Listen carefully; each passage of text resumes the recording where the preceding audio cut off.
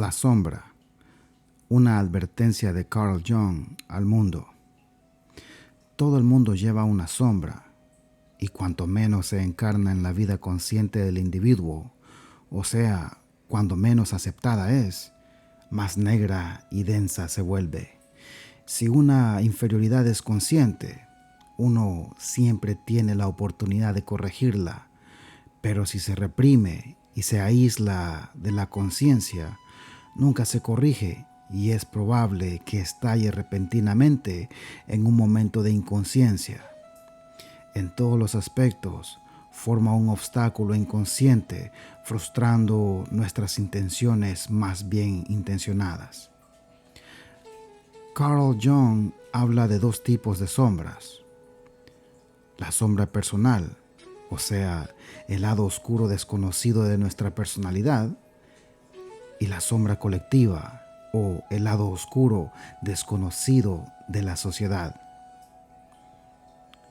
La sombra personal.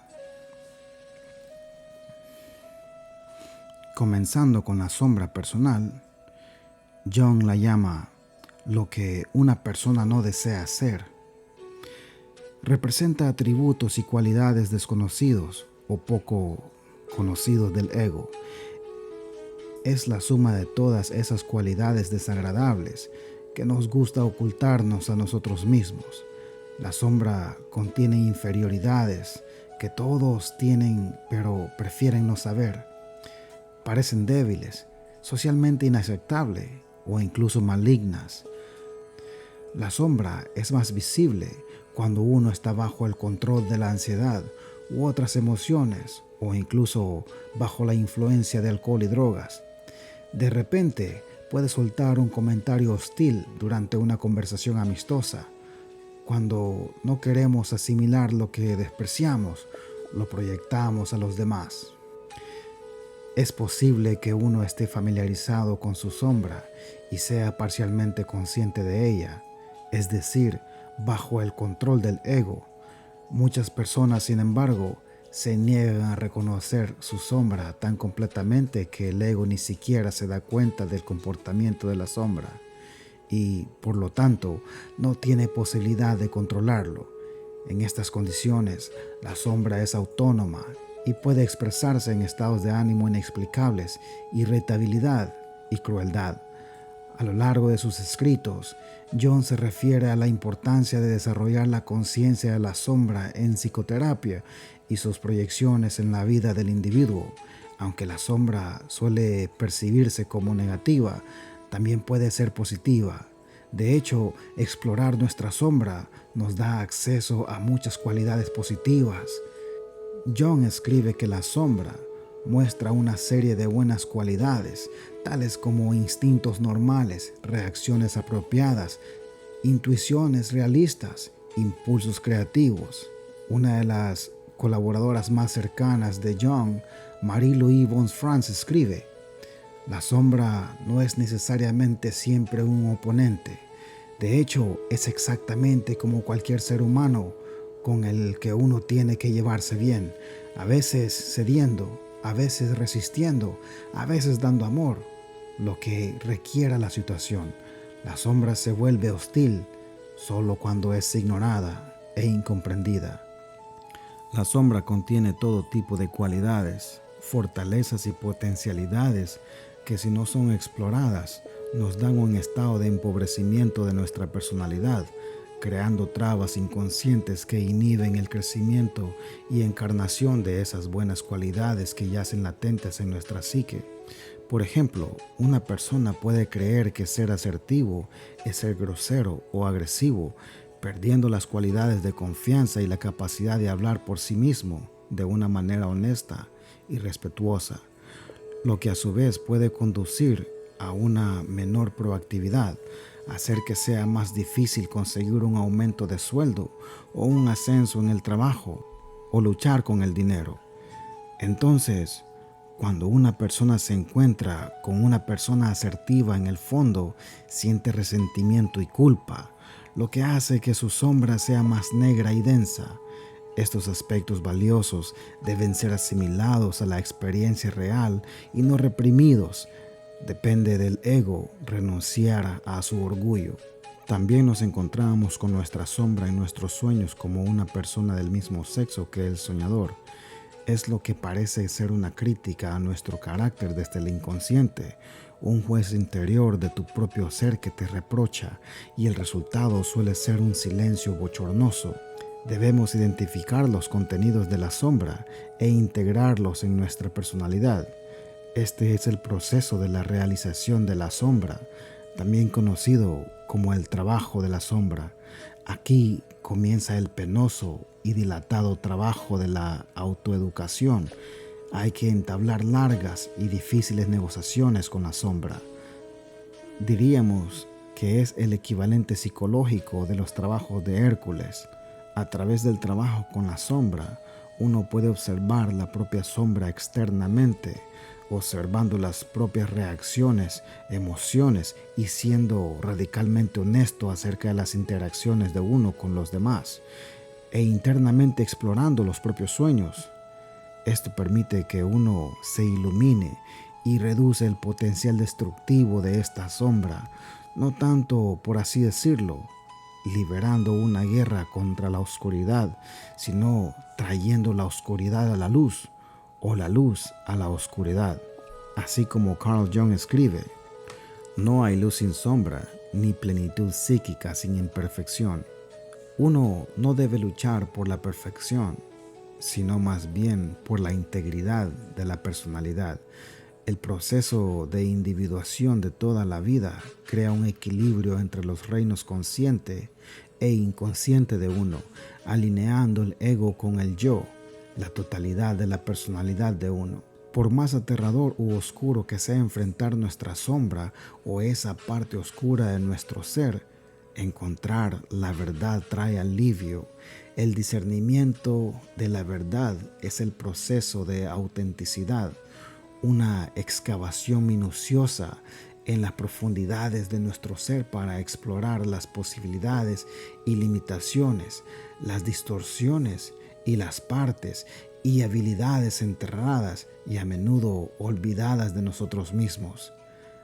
La mayoría de las personas, sin embargo, son demasiado indolentes para pensar profundamente, incluso en aquellos aspectos morales de su comportamiento de los que son conscientes, y mucho menos considerar cómo les afecta el inconsciente. La sombra colectiva. La sombra también puede consistir en factores que provienen de una fuente externa a la vida personal del individuo. Aquí es cuando nos topamos con la sombra colectiva, el lado oscuro o los aspectos desconocidos o poco conocidos de una sociedad y cultura. Consiste en aquello que se opone a nuestros valores compartidos y colectivos. La sombra colectiva se refiere a un aspecto enorme, multidimensional, a menudo aterrador, pero elusivo de la vida humana, a una inmensidad de daño infligido por los seres humanos entre sí y al mundo natural, y a los vastos efectos secundarios de tal daño en las generaciones posteriores. Encontramos la sombra colectiva en la proyección de tinieblas e inferioridad, en la violencia y la opresión, en la invisibilidad del sufrimiento actual, en la negación de la responsabilidad actual.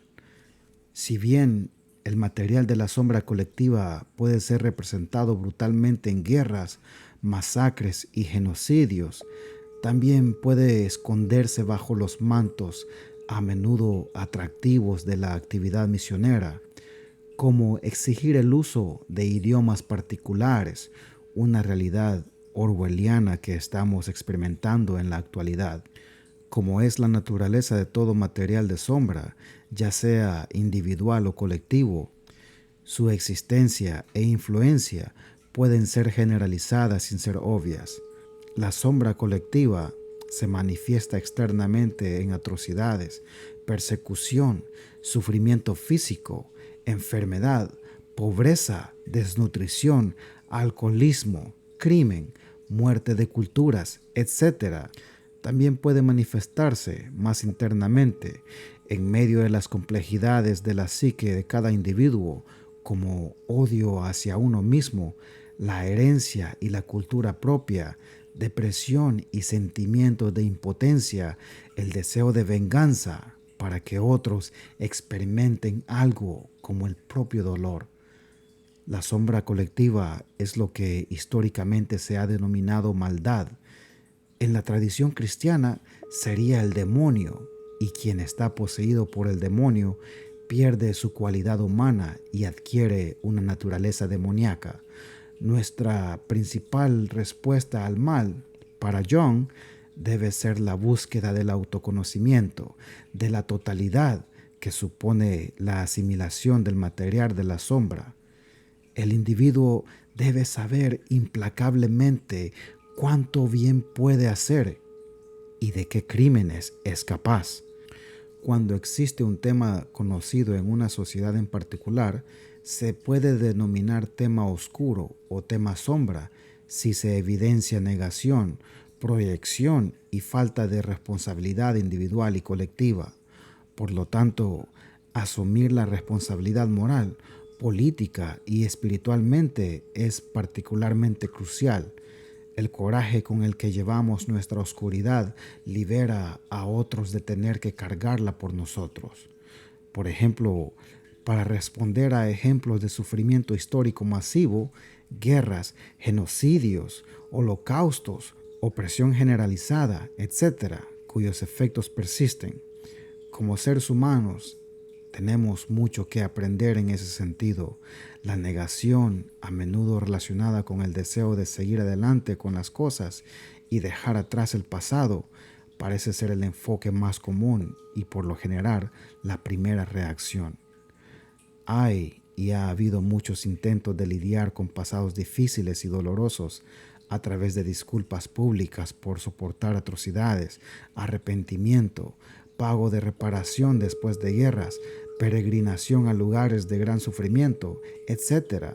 Pero, ¿cómo lidiamos con el pasado de tal manera que la integración de la sombra ocurre profunda y ampliamente dentro de una población, en lugar de simplemente a nivel simbólico o a través de líderes o políticas?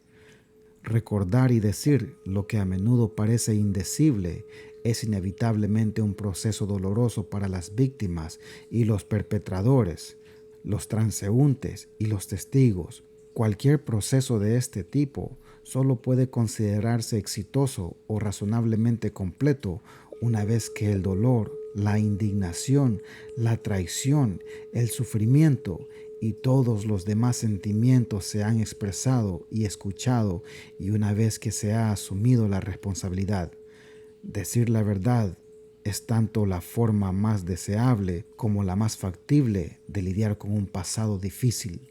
Un ejemplo de una terrible psicosis masiva representada por la sombra colectiva es la Alemania nazi, donde la gente cayó en la naturaleza demoníaca y a través de su sombra personal se unieron a partidos nazi e hicieron cosas peores de lo que podrían haber imaginado o habrían hecho en condiciones sociales normales.